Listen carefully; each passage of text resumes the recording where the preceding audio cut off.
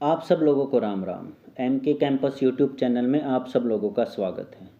सभी सीईटी के विद्यार्थी जो कि स्क्रीनिंग टेस्ट के लिए एलिजिबल हुए थे, उनका ग्रुप नंबर 56 का पेपर था 7 अगस्त को, जो जिसके अंदर 41 क्वेश्चन यू ग्रुप नंबर 57 का जो कि पेपर था एक दिन पहले यानी कि 6 अगस्त को, वहाँ से ऐसे के ऐसे रिपीट हो गए।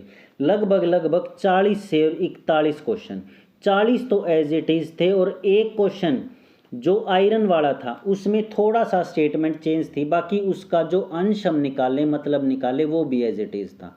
आज हम इस वीडियो में देखेंगे जो कि डिफरेंट हाई कोर्ट्स की जजमेंट रही हैं, रिस्पेक्टेड सुप्रीम कोर्ट की जजमेंट रही है रिगार्डिंग अगर पेपर के अंदर क्वेश्चन रिपीट होते हैं, क्वेश्चन गलत होता है, तो उसके उपरांत हाई कोर्ट या फिर सुप्रीम कोर्ट ने क्या कहा है। क्योंकि हमारे ग्रुप नंबर 56 के ऊपर ऑलरेडी केस हो चुका है, बच्चों ने केस कर दिया है, तो ये अब मैटर कोर्ट के अधीन हो चुका है। अब इसमें एचएसएससी चाहे तो थोड़ा सा कदम उठा सकते हैं, वो हम लास्ट में देखेंगे। तो आइए शुरू करते हैं। तो देखिए, सबसे पहले हम ये बात समझ लेते हैं कि केवल और केवल एचएसएससी एकमात्र इंस्टीट्यूट नहीं है जो क्वेश्चनों को रिपीट करता है। जो स्टाफ सिलेक्शन कमीशन है, यानी कि जो सेंटर के एग्ज़ाम कंडक्ट करवाती है एजेंसी, उसके अंदर भी लगभग एक क्वेश्चन से और एक शिफ्ट से लगभग 40% डायरेक्टली और इनडायरेक्टली पहले के पेपरों में से आता है यूं का यूं। तो ये कोई एचएसएससी ने अलग काम नहीं किया है, थोड़ा सा अलग किया वो हम बाद में समझेंगे। दूसरा नंबर केस, ये पहला था, ये हमारा दूसरा है। मुंबई यूनिवर्सिटी का सेकेंड ईयर का इलेक्ट्रॉनिक्स एंड कम्युनिकेशन का पेपर हुआ 2016 में। उसके अंदर उन्होंने एज इट इज़ पेपर दे दिया, जो उन्होंने पिछले साल सेकेंड ईयर का पेपर लिया था वही पेपर इस साल में दे दिया। और बाद में इसका निष्कर्ष क्या निकला, वहाँ पर कमेटी के पास ये रिपोर्ट पहुँची कि पेपर हुआ है रिपीट। उसके बाद कमेटी ने कहा कि हम देखेंगे, अंदर तक इन डेप्थ करेंगे हम बात कैसे ये पेपर रिपीट हुआ, क्योंकि जो भी एजेंसी पेपर सेट करती है वो इंडिपेंडेंट तरीके से करती है, हमारा उसमें किसी भी तरह का हस्तक्षेप नहीं रहता। तो वहाँ पर भी मैटर रफा दफा हो गया और कोई भी बात हुई नहीं, क्योंकि पेपर हो गया, उसका रिजल्ट आ गया, फिर सारे बच्चे भूल गए। अब बात पहुँच गई सुप्रीम कोर्ट और हाई कोर्ट के अंदर। देखो, सुप्रीम को हाई कोर्ट में पहला मैटर आया था DSSS का, जो कि एडवर्टाइजमेंट नंबर थी 1/2019 और ये मैटर आया प्राइमरी टीचर के अगेंस्ट में, पीजीटी के अगेंस्ट में, और पोस्ट नंबर थी 16/17 और 1/18। इन पोस्ट में क्या हुआ, पेपर हुआ जी डिफरेंट 4 शिफ्ट में, और उन 4 शिफ्ट में पेपर इस प्रकार रिपीट हुए कि पहले में तो 9 क्वेश्चन रिपीट हुए, दूसरे में 5, तीसरे में 1 और आखिरी शिफ्ट यानी कि चौथी शिफ्ट में 15 क्वेश्चन रिपीट हुए। जो फिर ये केस गया कैट के अंदर, यानी कि सेंट्रल एडमिनिस्ट्रेटिव ट्रिब्यूनल, उसके अंदर केस किया गया। और वहाँ के किस जस्टिस ने सुना, तो जस्टिस का नाम था L नरसिम्हा रेड्डी जी, और केस नंबर था हमारा ये 612/219। इसके अंदर फाइनल डिसीजन आया रिस्पेक्टेड कैट का कि जो भी आप लोग, उन्होंने पूरी की पूरी बाजी यूं कि यूं DSSS को सौंप दी। उन्होंने कहा कि आप लोग अपने स्तर पर एक कमेटी का गठन कीजिए और एक मैकेनिज्म इवॉल्व कीजिए जिसके अंतर्गत ऑब्जेक्टिव तरीके से, लॉफुल तरीके से और लॉजिकल तरीके से आप लोग ये सारी की सारी समस्याओं को सुनेंगे और रिजोल्व करेंगे। उसके बाद आप लोग रिजल्ट निकाल लेंगे, then to declare the result of the candidate.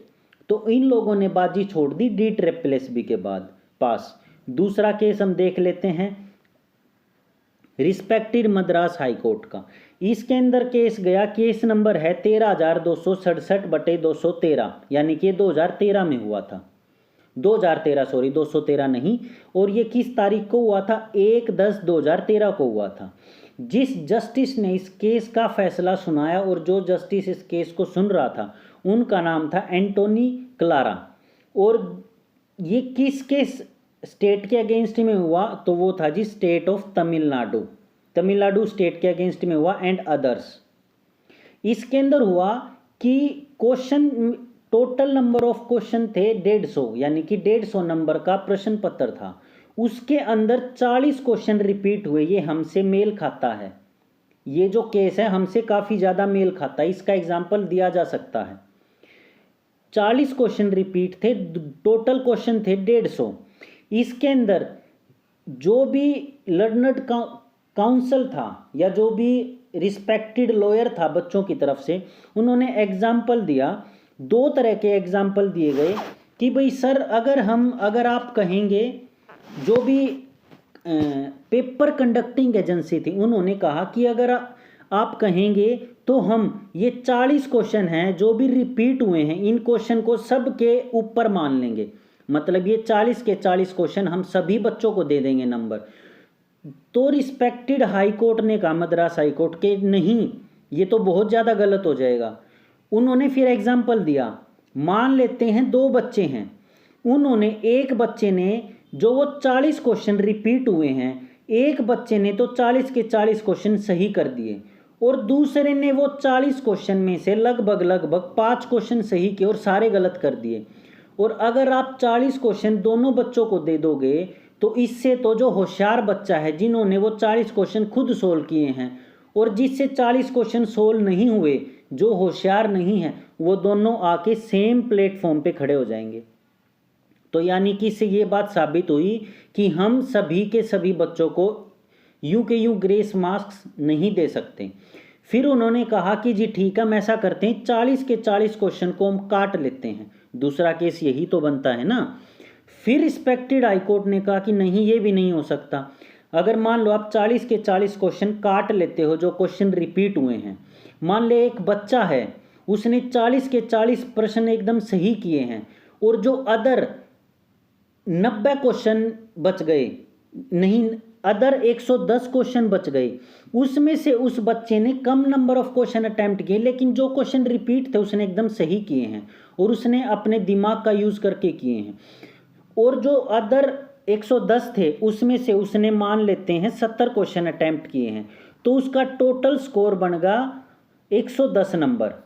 वही एक दूसरा बच्चा है जिसने वो 40 क्वेश्चन अटेम्प्ट नहीं किए, लेकिन जो अदर क्वेश्चन हैं 110 उसमें से उसने लगभग सारे के सारे अटेम्प्ट किए हैं, या कि कोई भी हम और तरीका अपना सकते हैं, कैसे भी करके उसने अटेम्प्ट किए हैं। तो इस केस में अगर हम 40 क्वेश्चन को ख़त्म कर दें तो इस हिसाब से तो जो मेरिटोरियस स्टूडेंट है जिसने वो 40 क्वेश्चन खुद अपनी अकल से किए हैं, लेकिन जो अदर रिपीट नहीं थे वो नहीं कर पाया, तो इस हिसाब से तो जो मेरिटोरियस स्टूडेंट है वो पीछे आ जाएगा और जो दूसरा है जो मेरिटोरियस स्टूडेंट नहीं है वो आगे निकल जाएगा। अगर आप ऐसे क्वेश्चन को काटेंगे तो इसका मतलब ये तरीका भी नहीं हो सकता। फिर उसके बाद उन्होंने रेफरेंस दिया डिसीजन में कि जी हम रेफरेंस देते हैं, विकास प्रताप सिंह केस हुआ था respected high court supreme court में, रिस्पेक्टेड सुप्रीम कोर्ट में केस हुआ था, Vikas Pratap Singh and others versus state of Chhattisgarh. तो अभी हम आगे आने वाले केस में सुप्रीम कोर्ट की जजमेंट देखेंगे। देखो सुप्रीम कोर्ट की जजमेंट है, इसके अंदर केस हुआ था Vikas Pratap Singh and others versus state of Chhattisgarh का। केस नंबर था 5318/53, यानी कि 2 केस थे, दोनों को एक साथ मिला दिया, ऑफ 2013। डेट हुई थी 9/7/2013, पिछली थी 2010। देखो ना, ये पिछली थी 10वां महीना, तो यानी कि वो केस पहले हुआ था और ये बाद में हुआ था, इसीलिए रिस्पेक्टेड सुप्रीम कोर्ट का उस केस में रेफरेंस दिया गया है। तो ये केस हुआ था 7वें महीने में, ठीक है, और 2013 में। इस केस में क्या था, विकास प्रताप सिंह वाले केस में वर्सेस स्टेट ऑफ छत्तीसगढ़ के केस में, इसमें था 15 क्वेश्चन इसमें इस प्रकार रिपीट थे कि जो 8 क्वेश्चन थे ना उनके तो क्वेश्चन ही गलत थे, समझे, और जो 7 क्वेश्चन थे उनके जो ऑप्शन दे रखे थे वो गलत थे, समझे। दोनों में बहुत ज़्यादा अंतर है। 8 क्वेश्चन तो क्वेश्चन ही गलत थे, जिनका एक्सप्लेनेशन ही गलत हो रहा था, और जो 7 क्वेश्चन बच गए उनके आंसर गलत थे। जो ऑप्शन उन लोगों ने दे रखे थे, answer script of 7 question were incorrect, तो वो ऑप्शन ही गलत थे। तो इसमें डिसीजन आया, काफ़ी लंबी बहस चली और उसके बाद इसमें डिसीजन आया कि जो 8 क्वेश्चन हैं उनका तो जो भी इवेल्युएशन करेंगे वो लोग, उस हिसाब से जो भी आंसर की में सही उत्तर माना जाएगा वो सही मानेंगे। समझे? मान लो आंसर की में मान लिया बी है, तो जिस भी बच्चे ने बी कर रखा है ऑप्शन, वो सही माना जाएगा। अब रह गई जिसके अंदर ऑप्शन सी गलत हैं, तो उसके अंदर उन लोगों ने कहा कि हम प्रो रेटा डिस्ट्रीब्यूशन ऑफ मार्क्स करेंगे 7 क्वेश्चन में। देखो प्रो रेटा क्या है? प्रो रेटा का मतलब होता है कोई भी रोंग या फिर डिफेक्टिव ऑब्जेक्शन है या किसी तरह का टाइप ऑफ क्वेश्चन है जिसमें डिफेक्टिव है, उसके हिसाब से उसको कैंसिल कर दिया जाएगा और जो मार्क्स हैं वो सबको अलॉट कर दिए जाएंगे। यानी कि जिस भी क्वेश्चन में उसके ए बी सी और डी में से ये ऑप्शंस किसी में भी नहीं मिलते, वो हम अगली स्लाइड में पढ़ेंगे क्या क्या क्राइटेरिया हैं। अगर ये ऑप्शन गलत होते हैं और कोई भी आंसर नहीं होता है तो उस केस में सभी बच्चों को ग्रेस मार्क्स मिलेंगे। देखो अब ये इस प्रकार है कि जो छत्तीसगढ़ हाई कोर्ट था, तो सुप्रीम कोर्ट था, उन्होंने छत्तीसगढ़ हाई कोर्ट को ये प्रपोजल दिया, तो उनके बाद छत्तीसगढ़ प्रोफेशनल एग्जामिनेशन बोर्ड ने उन क्वेश्चंस को गलत या डिफेक्टिव माना। जो ये प्रो रेटा मैंने बताया ना, उन क्वेश्चन को डिफेक्टिव या रॉन्ग माना जिनके अंदर या तो क्वेश्चन का स्ट्रक्चर गलत है, if the structure of question is wrong, या तो क्वेश्चन का स्ट्रक्चर गलत है, या out of the option given as answer if more than one option और करेक्ट है, या तो कोई ऑप्शन ही मेल नहीं खाता प्रश्न के अनुसार, या फिर एक से ज्यादा ऑप्शन ठीक हैं। ठीक है। नंबर 3, अगर कोई भी ऑप्शन ठीक ना हो। नंबर 4, ये बहुत ज्यादा इंपॉर्टेंट है, इसको ध्यान रखना, इसके ऊपर एक और केस बनेगा। जो भी मेरी इस वीडियो को देखेगा और जो भी लॉयर सुन रहा है वो भी ध्यान से देख लेना। If there is difference in Hindi and English, अगर हिंदी और इंग्लिश के अनुवाद में अंतर है और उस अंतर की वजह से जो भी मीनिंग निकल के आ रहा है वो अलग आ रहा है दोनों प्रश्न में, इंग्लिश और हिंदी में, सेम क्वेश्चन में, तो उस केस में भी उनको 1 नंबर सभी को देना पड़ेगा। ये क्वेश्चन समझ गए कौन सा है? ये है नभ छोर, जो कि उन लोगों ने चोर दे रखा था और हिंदी में छोर दे रखा था, इंग्लिश में छोर दे रखा था और हिंदी में चोर दे रखा था। यानी कि ये क्वेश्चन भी चैलेंज्ड होने के कगार पे आ गया है। मेरी ये जो भी वीडियो देखेंगे ये इस क्वेश्चन के ऊपर आराम से लगा सकते हैं चैलेंज, और रेफरेंस ये मैंने आप लोगों के सामने रख दिया with case number, diary number, सब कुछ रख दिया।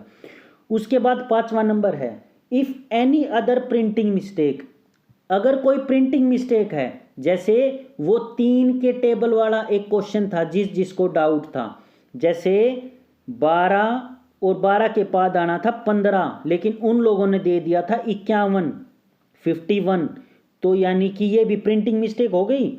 If any other printing mistake is there because of which correct answer is not as certain label और more than one option are correct, यानी कि अगर कोई भी प्रिंटिंग मिस्टेक हो जाए और उस प्रिंटिंग मिस्टेक की वजह से जो हमारा आंसर है वो उसमें ना मिले, तो अगर हम 51 करेंगे तो 51 2 बार ऐड होगा, तो उसके हिसाब से आंसर मिल ही नहीं रहा, तो यानी कि इसमें भी बच्चों को ग्रेस मार्क्स मिलेंगे। ये 2 क्वेश्चन मैंने आप लोगों के तैयार कर दिए हैं। फिर फाइनल वर्डिक्ट क्या आई रिस्पेक्टेड सुप्रीम कोर्ट की? रिस्पेक्टेड सुप्रीम कोर्ट की आई कि अगर इफ 2 क्वेश्चंस आर रॉन्ग, अगर 2 क्वेश्चन गलत हैं, then exam will be of 98 marks. उस केस में क्या हुआ था, जब हमारे 7 क्वेश्चन गलत थे, देखो इसमें उन्होंने कहा था कि 7 क्वेश्चन जो भी इवेल्युएट करेगी कमेटी वो 7 क्वेश्चन के नंबर सबको मिल जाएंगे। तो यानी कि वो लोग क्या कहना चाह रहे हैं, अगर 7 की बजाय वो मान लेते 2 क्वेश्चन गलत हैं, ये समझना बहुत ज़्यादा इंपॉर्टेंट है ये बात, ये शायद अपने पेपर पे भी लागू हो सकती है। सबसे पहले अगर वीडियो पसंद आए तो भी लाइक कर देना, बहुत ज़्यादा एफर्ट लगे हैं वीडियो बनाने में, और चैनल को सब्सक्राइब कर लेना। मैं एकदम टू द पॉइंट बात बोलने की ट्राई करता हूँ, फालतू मेरे से हो नहीं पाता। तो देखो वापिस आ जाते हैं टॉपिक पे। अगर किसी पेपर में 2 प्रश्न सभी के गलत मान लिए और उनको ग्रेस मार्क्स मिल गए, तो जो कंडक्टिंग एजेंसी है वो एक काम कर सकती है, ये पेपर 100 की बजाय 2 नंबर घटा के 98 नंबर का माने, और जिस भी बच्चे के मान ले 98 में से आगे 81 नंबर, तो उस 81 को 100 के हिसाब से निकाले। 100 के हिसाब से कैसे निकालेगी? सबसे पहले 81 को उस नंबर से मल्टीप्लाई करेगी जितने नंबर का टोटल नंबर ऑफ मार्क्स का था, यानी कि 100 नंबर का था। फिर डिवाइड करेगी उतने नंबर से जितने में से उसने निकालना था मतलब जितने नंबर का गलत होने के बाद फाइनल हमारे क्वेश्चन ऑफ मार्क्स आए थे, यानी कि 98। तो इस केस में आ गया 82.95। ये बात समझ में आ गई? अब हम अपना केस एक बारी देख लेते हैं। हमारा केस देखो, हमारा केस बन रहा है, हमारे टोटल नंबर ऑफ क्वेश्चन जो हम बात करें 98.5 मार्क्स का था टोटल, हमारा टोटल मार्क्स। ठीक है जी, ये समझ में आ गया आप लोगों को? अब इसमें से बच्चों के क्वेश्चन गलत हो गए कितने? 41। समझे? तो ये कितने नंबर का बना? 0.5, 7 और 5, यानी कि ये टोटल नंबर ऑफ बना 57.5 का। चलो छोड़ो, हम फिलहाल एक काम करते हैं, हम इसको पूरा 100 लेके चलते हैं। 2.5 नंबर बाद में मिलेंगे जिसको मिलेंगे, समझे? तो इसमें हम क्या कर सकते हैं, इसमें कर सकते हैं, अगर हम 100 क्वेश्चन का टोटल नंबर ऑफ मार्क्स लेके चलें 100 का, 100 में से कितने क्वेश्चन गलत थे बच्चों के? 41। कितने बच गए? 59। तो यानी कि कितने का पेपर हुआ? मैं एक आप लोगों को एग्जांपल दे रहा हूं, अगर ऐसे कैलकुलेट करना है तो HSSC ऐसे भी कैलकुलेट कर सकती है। तो ये टोटल मार्क्स यानी कि मैक्सिमम मार्क्स बन गए 59। अगर किसी बच्चे के 59 में से मान लेते हैं 42 क्वेश्चन ठीक हैं, तो उसका कैसे निकालेंगे? 42 गुना मल्टीप्लाई होगा, टोटल नंबर ऑफ मार्क्स कितने हैं जी? 98.5। टोटल मार्क्स तो इतने ही है ना, 2.5 नंबर तो बाद में मिलेंगे, divided by total number of marks after जो भी क्वेश्चन गलत हुए हैं, after subtracting the marks which are wrong, तो इसके बाद कितने हुए? 59। तो अगर हम इसको कैलकुलेट करेंगे तो ये 100 में से, तो ये आ जाएगा 98.5 में से, तो ये आएगा 71.18। और इसमें अगर हम 2.5 नंबर जोड़ते हैं 2.50, तो फिर आ जाएगा 68, यानी कि 73.68। अब आप लोग अपने हिसाब से अंदाज़ा लगा लो कट ऑफ किस हिसाब से जा सकती है। ठीक है जी, ये हमने HSSC का तरीका अपना लिया। अगर HSSC चाहे तो ऐसा भी कर सकती है। अब हम बाद में देख लेते हैं HSSC कर क्या सकती है।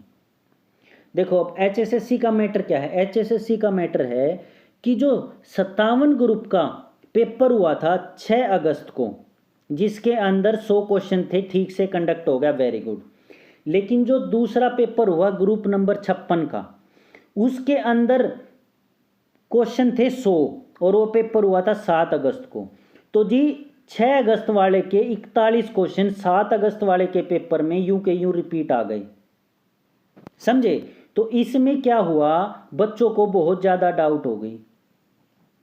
अब ये जो अपना केस है ये तो बहुत ज़्यादा डिफरेंट है, समझे? ये बहुत ही ज़्यादा डिफरेंट है। इसका कोई भी मेरे हिसाब से सुप्रीम कोर्ट भी हाथ जोड़ लेगा HSSC वालों से। क्यों? देखो केस तो हो चुका है, इससे तो कोई मना कर ही नहीं रहा। अब डिसीजन क्या आ सकता है? डिसीजन 99.9% आएगा पेपर को, जितने भी बच्चों ने पेपर दिया है उन बच्चों का दोबारा से रिकंडक्ट करो। जहां तक मेरे को लग रहा है, पहले मैं इसके पक्ष में था कि पेपर रिकंडक्ट होना मुश्किल है, क्योंकि सरकार की इसमें बहुत सारे पैसे भी लगे हुए हैं, पेपर छपवाने में भी पैसे लगते हैं, हर चीज़ के हर स्टेप पे पैसे लगते हैं सरकार के। कॉलेज बुक करते हैं उसमें भी पैसे लगते हैं, स्टाफ को हायर किया जाता है उनको भी पैसे दिए जाते हैं। तो इस केस में सरकार ये कर सकती है, जिसने भी पेपर छापे, जिससे भी पेपर में गलती हुई है, पेपर जिसने प्रिंट किए हैं उसके ऊपर फाइन लगाए। जितना भी हिसाब है, जितना भी HSSC का खर्चा हुआ उसके ऊपर उसका लगभग 50% फाइन लगना ही चाहिए। 50% फाइन लगने के बाद HSSC ये पेपर को दोबारा से रिकंडक्ट करवाए। क्योंकि आप समझो बात को, अगर 41 क्वेश्चन रिपीट हैं, अगर हम 2 केस मान लेते हैं, पहले केस में मान लेते हैं हम 41 के 41 क्वेश्चन सही, दूसरे केस में मान लेते हैं 41 के 41 क्वेश्चन गलत और सभी के नंबर काट लेते हैं। 41 के 41 क्वेश्चन सही में वही वाला केस आ जाएगा रिस्पेक्टेड मद्रास हाई कोर्ट का, जो वहाँ पे एग्जाम्पल दिया था हाई कोर्ट ने। और अगर दोनों को गलत मान लेते हैं तो ये भी गलत हो जाएगा। तो नंबर ऑफ क्वेश्चन जो रिपीट हुए हैं वो बहुत ज़्यादा कम है, 41% क्वेश्चन रिपीट हुए हैं, तो ये बहुत ज़्यादा अमाउंट है। तो जहाँ तक मेरे को लग रहा है, respected high court, Punjab and Haryana high court ये कह सकता है, ऑर्डर दे सकता है कि आप जिस भी बच्चे ने दोबारा उस टाइम पे पेपर दिया था उन्हीं बच्चों का दोबारा से पेपर रिकंडक्ट करवा लो, किसी भी और बच्चे को शामिल करने की ज़रूरत है नहीं। अब इसमें एक और पेच फंसा हुआ है। अभी कुछ टाइम पहले HSSC की तरफ से एक स्टेटमेंट आई है, बच्चों ने बताया कि जितने बच्चे प्रेजेंट थे उनमें से 15,000 के डॉक्यूमेंट तो फेक हैं भाई। समझ रहे हो इससे कट ऑफ कितनी नीचे आने वाली है। अब इस जिसमें फेक है ना, इसमें बहुत सारे रियल बच्चे भी मिलेंगे। क्यों? एक SI भाई है, उसकी एक सिस्टर है, उसने 3 से 4 बार क्लेम किया कि मेरे को नंबर नहीं चाहिए, आप लोग हटा लो। HSSC ने वो नंबर हटाए नहीं, तो उसमें उस बहन की तो कोई गलती नहीं है। गलती किसकी है? गलती है जी HSSC की। और वो बहन पक्का फेक मार्क्स में मिलेगी, और वो कहाँ जाएगी? वो भी कोर्ट में जाएगी। इससे इन सभी चीज़ों से बचने का केवल और केवल एकमात्र तरीका है, HSSC के पास टाइम है 1 सितंबर तक का, जब हमारी केस की हियरिंग है, तो वो लोग 1 सितंबर तक जितने भी बच्चे थे उन सभी बच्चों के DV करे, अपने हद तक जो अपने उन लोगों के पास टीम है उनसे करवाए, या भी जो भी गवर्नमेंट है उनसे करवाए। उनसे बोले कि जी हमें इन बच्चों का लगभग DV करवाना है। DV में क्या क्या? सिर्फ सोशो इकोनॉमिक के मार्क्स देखने हैं।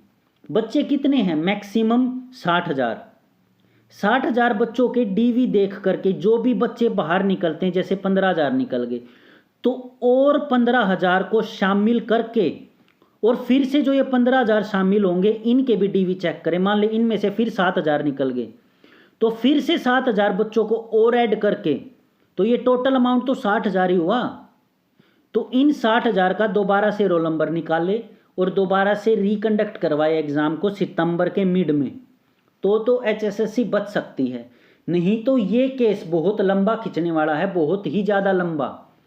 और जब तक ये केस का सॉल्यूशन नहीं आ जाता, चाहे HSSC बेशक और कितने भी पेपर ले ले, जैसे अभी 1 सितंबर को पेपर HSSC दलील दे सकती है कि हमें जिस भी पोस्ट में 4 गुना बच्चे नहीं हैं, हमें उस पोस्ट के अगेंस्ट पेपर लेने की परमिशन दी जाए।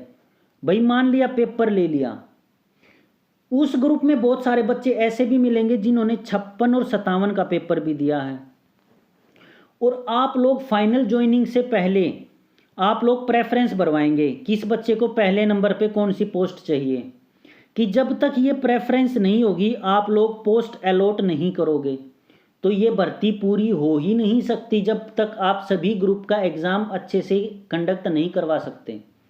तो HSSC के पास एक ही उपाय बचा है, 15 सितंबर के आसपास पेपर को दोबारा से रिकंडक्ट करवाए। 60,000 बच्चे हैं, उनका सोशो इकोनॉमिक के जो मार्क्स हैं वो जिन्होंने भी क्लेम किए हैं उनको अच्छे तरीके से जांचें, किसी के गलत है तो उसको बाहर निकाले, जो बाहर निकल गए उसके बाद बच्चों को फिर से ऐड करें, अलग से कट ऑफ बनेगी कोई बात नहीं, ऐड ऐसे करते रहें, एक टाइम आएगा, एक स्टेप आएगा, उसके बाद जो आपके पास बच्चे निकलेंगे उनके सोशो इकोनॉमिक के मार्क्स एकदम सही होंगे।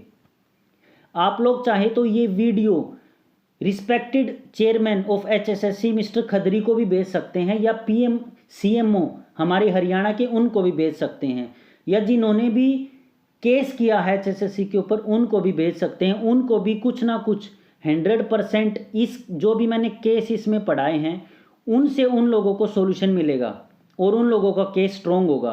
और आप रिस्पेक्टेड HSSC को भी भेज सकते हैं, वो उनको भी पता लगेगा कि उनकी कहाँ कहाँ गलतियाँ और पहले कहाँ कहाँ फैसले आ चुके हैं। अब इसमें मैंने एक फैसला नहीं लगाया, वो है HPSC का। तो HPSC का तो मैटर ऑलरेडी सोल्व हो चुका है, उसका सब लोगों को पता है, और उन लोगों ने जो क्वेश्चन रिपीट थे वो एज इट इज़ ऐड कर दिए हैं। तो जो मैंने सुप्रीम कोर्ट का ऑर्डर लगाया ना वो चलेगा सबसे ज़्यादा, और वो उसका मायने क्या है वो भी देखा जाएगा ऐड करने से पहले केस। तो जी वीडियो ही इतनी थी। अगर वीडियो पसंद आए तो लाइक कर देना और चैनल को सब्सक्राइब कर लेना। आप लोगों के जो थॉट्स हैं, आप लोग जो सोचते हैं पेपर के साथ क्या होना चाहिए क्या नहीं होना चाहिए, जो भी मेरी भाई या बहन एक को छोड़ के, वो भी नीचे ज़रूर से ज़रूर कमेंट करें। ज़रा देखा जाए कि बच्चे क्या सोचते हैं, क्या मैंने जो बताया है उससे सहमत है या नहीं है। हो सकता है मेरी बहुतों के साथ थिंकिंग मैच ना करे, लेकिन मैं वही बोलना पसंद करता हूँ जो सच है और जो सही है, जो डिसीजन के अकॉर्डिंग आना चाहिए। तो इतना ही था वीडियो में, और आप लोग अपनी प्लेलिस्ट चेक कर सकते हैं, हर एक के लिए कुछ ना कुछ चीज़ें ज़रूर मिलेंगी देखने लायक। किसी को स्टडी मटेरियल चाहिए, किसी को करंट अफेयर चाहिए, हर एक चीज़ है अपनी प्लेलिस्ट में, तो वहाँ से आप लोग देख सकते हैं। All the very best and signing out.